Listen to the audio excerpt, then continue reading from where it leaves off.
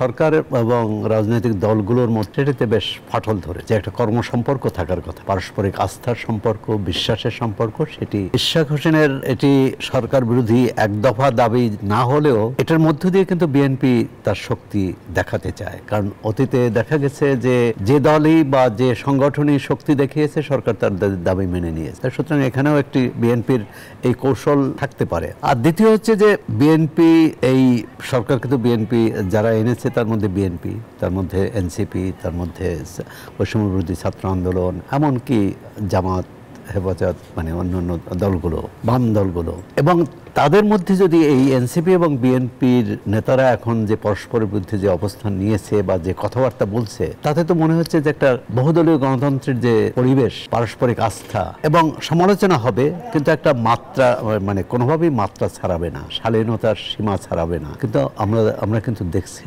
ইশরাক এবং এইটি সরকারের সিদ্ধান্ত। প্রথমত হচ্ছে জনগণ কেন এই দুর্ভোগ হবে, সেটি নির্বাচন কমিশনের সামনে বিক্ষোভ অবরোধের কারণেও অথবা মৎস্য ভবনের অবরোধ হয়। এমনকি এর আগে জগন্নাথ বিশ্ববিদ্যালয়ের ছাত্ররা যে 3 দিন করলো, সরকার ঠিক সময় মতো পদক্ষেপ নেয় না, সময় মতো অ্যাক্ট করে না, মানে সক্রিয় হয় না। তখনই সক্রিয় হয় যখন একটা অচল অবস্থা দেখা দেয়, অবরুদ্ধ হয়ে পড়ে অথবা ঘেরাও করে। আবার কোন কোন ক্ষেত্রে মনে হয় যে সরকার চেয়েছিল এটি করুক, তারা একটা সিদ্ধান্ত নিতে চেয়েছে, তো বাইরে এর একটা পরিবেশ তৈরি হোক, এরকম মানুষের মধ্যে কিন্তু এই বিশ্বাস আছে। ইশরাক হোসেনের বিষয়টা মেয়র পদ, আচ্ছা, এটি তো ব্যক্তিগতই না যে তাকে শপথ পড়াবে কি পড়াবে না, এটি কি একজন উপদেষ্টার উপর নির্ভর করে? আমার মনে হয় না। এটি সরকারের সিদ্ধান্ত। যদি হয় তাহলে সরকার, এবং এখানে আইনি লড়াই, সরকার আইনি লড়াই যায়নি, অর্থাৎ তাকে এটা ছেড়ে দিয়েছে। আবার সিদ্ধান্তও নিচ্ছে না। নির্বাচন কমিশন আমাদের মতামত চাওয়ার পর, মতামত পাওয়ার আগেই তারা গেজেট নোটিফিকেশন করেছে।